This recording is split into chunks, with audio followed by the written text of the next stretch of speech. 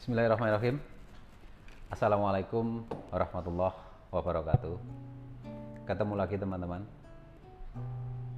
Di video kali ini saya ingin membahas sedikit mengenai KRI Nanggala 402. Tapi sebelum kita membahas lebih jauh, sebaiknya kita sejenak mengheningkan cipta untuk kru yang gugur pada saat kejadian tenggelamnya KRI Nanggala 402 tersebut. Mudah-mudahan gugurnya mereka dicatat sebagai gugur yang husnul khotimah dan dicatat sebagai dalam keadaan syahid. Amin amin ya rabbal alamin. Oke, di video kali ini saya ingin bicara mengenai kemungkinan karena ada berita yang beredar bahwa KRI Nanggala itu tenggelam di kedalaman sekian dan kabar terakhir puing-puing yang ditemukan di permukaan itu menjadi bahan pikiran kenapa bisa seperti itu. Tapi sebelum kita membahas lebih jauh ke dua kemungkinan, nanti akan ada dua kemungkinan kenapa kapal itu bisa meledak atau pecah. Tapi yang pertama saya ingin sampaikan seperti yang tampil di layar ini ya, ini adalah detail KRI Nanggala 402. Jadi namanya KRI Nanggala 402, kemudian nama asal atau mungkin dulu ada rubah nama ya, dia ada namanya adalah Senjata Prabu Baladewa ya. Lalu kapal ini dipesan pada 2 April 1977. Pabriknya ada di Howard ya. Kemudian diluncurkan September 1980. Mungkin saya dan teman-teman belum lahir, mungkin ada om-om yang sudah lahir ya tahun itu. Kemudian mulai berlayar 20 Oktober 1981. Kapal ini panjangnya sekitar 59,5 meter, kemudian lebarnya yaitu 6,3 meter, dan mesinnya seperti yang teman-teman lihat di layar ini. Kecepatannya pada saat di permukaan itu 11 knot, kemudian kecepatan pada saat menyelam itu 21,5 knot. Oke.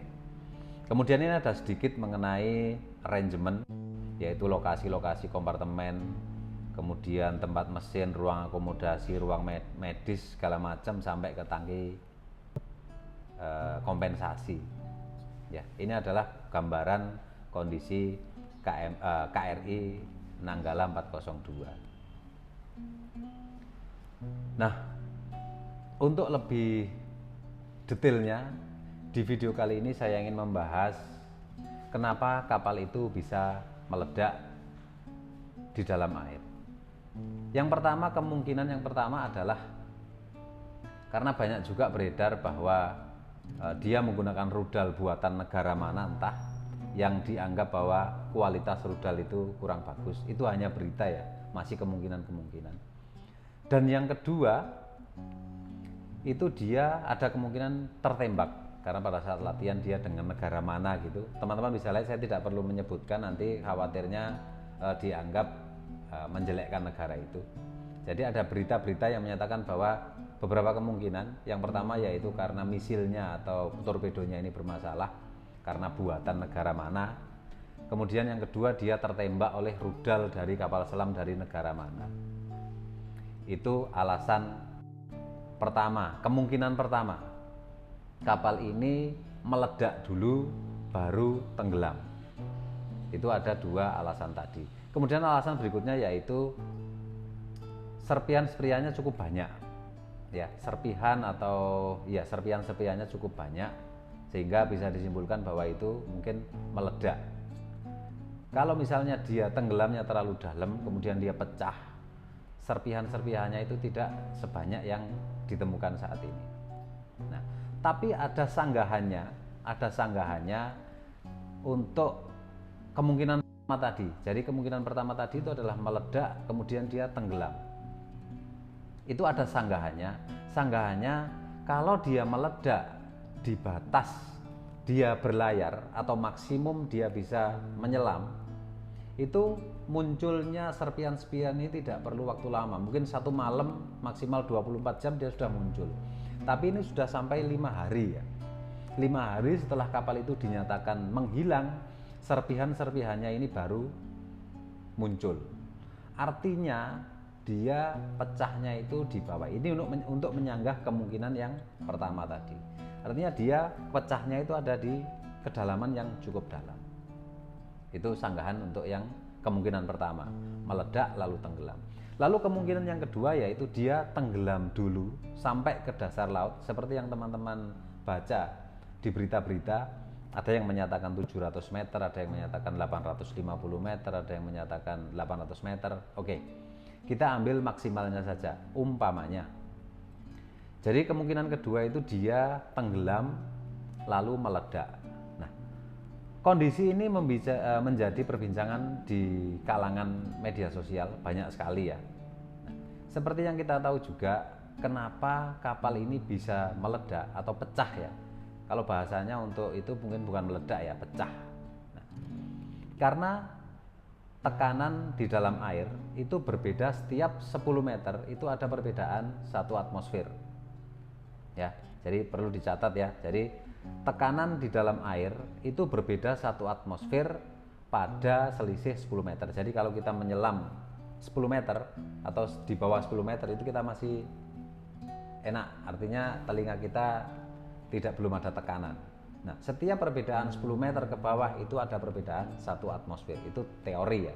Dan asumsi yang saya sampaikan ini nanti juga teori. Jadi bukan menjudge oh ini karena ini, oh ini karena itu, bukan. Ini hanya teori atau bahasanya itu ya sebagai ini kita bisa apa ya? Berandai-andai atau misalnya atau perumpama seperti itu. Nah, kembali ke tekanan tadi, kalau dia tenggelam sampai 850 meter, itu artinya tekanan di dalam kedalaman itu adalah 8,6 megapascal. Karena 1 megapascal atau 1 atmosfer itu 0,101 megapascal. Jadi kalau 850 meter itu tekanan di bawah air itu sampai 8,6 megapascal.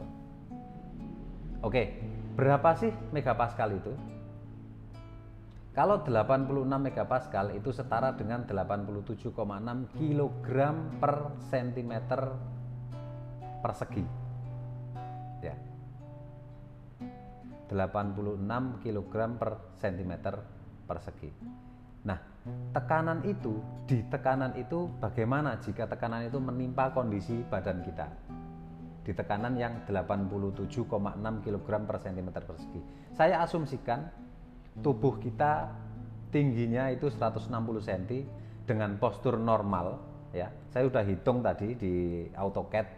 Saya ambil satu gambar seperti yang saya tampilkan di sini ya. Nah, itu ada gambar orang dari tampak depannya. Itu saya hitung luasan bodi orang ini dengan ketinggian badan orang ini 160 cm ya. Itu area dari tubuhnya itu adalah 4.360 cm persegi ya. Nah, di dalam laut di kedalaman 850 meter itu tekanannya adalah 87,6 kg per cm persegi. Jadi kita kalikan 4.360 cm persegi. Itu 382 ton. Bayangkan.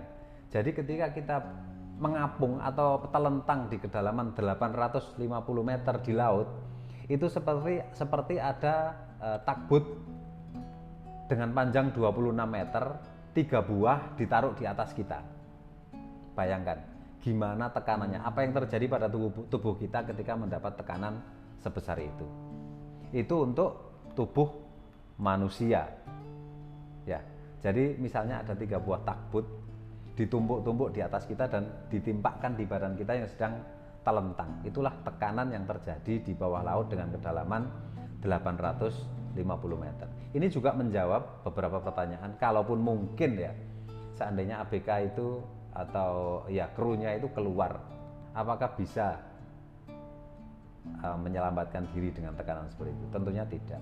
Nah, kita buat simulasi lagi, tekanan tadi kita aplikasikan ke kapal KRI Nanggala 402 itu.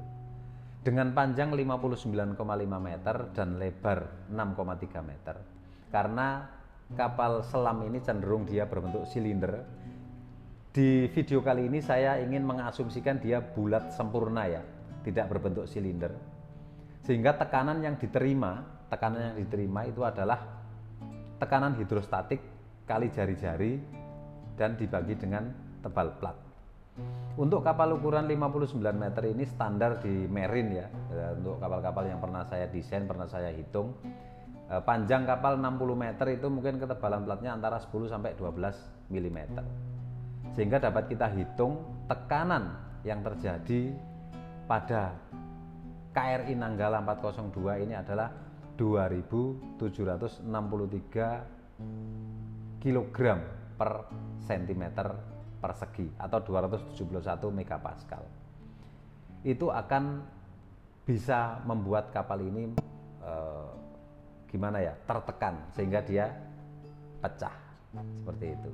Karena kapal ini didesain hanya untuk berlayar di kedalaman 100 meter. Tentunya di kedalaman 100 meter tekanannya tidak sebesar itu. Jadi dari 100 meter dia ke 850 meter itu ada 8 kali beban yang diterima. Jadi kemungkinan kedua tadi itu adalah dia tenggelam, memang ada masalah mesin dan tenggelam, kemudian karena tekanan yang cukup tinggi makanya dia akhirnya pecah seperti itu. Oke, itu tadi adalah sedikit ulasan mengenai dua kemungkinan. Yang pertama adalah kapal ini meledak dulu baru tenggelam, tapi ada sanggahannya kalau dia misalnya meledak dulu baru tenggelam, kenapa serpian-serpian ini tadi sampai 5-6 hari baru muncul ke permukaan. Makanya ada kemungkinan berikutnya, yaitu dia tenggelam dulu baru pecah seperti itu. Oke, itu saja video kali ini. Mudah-mudahan menghibur atau sedikit menambah wawasan. Dan mohon maaf, video ini tidak bertujuan untuk menjudge atau menyimpulkan sendiri, hanya kita berandai-andai saja atau berasumsi saja kemungkinan-kemungkinan yang mungkin terjadi. Dan sekali lagi kami mengucapkan turut berbelasungkawa kepada segenap kru atau ABK atau prajurit yang berada di dalam KRI Nanggala 402. Assalamualaikum warahmatullahi wabarakatuh.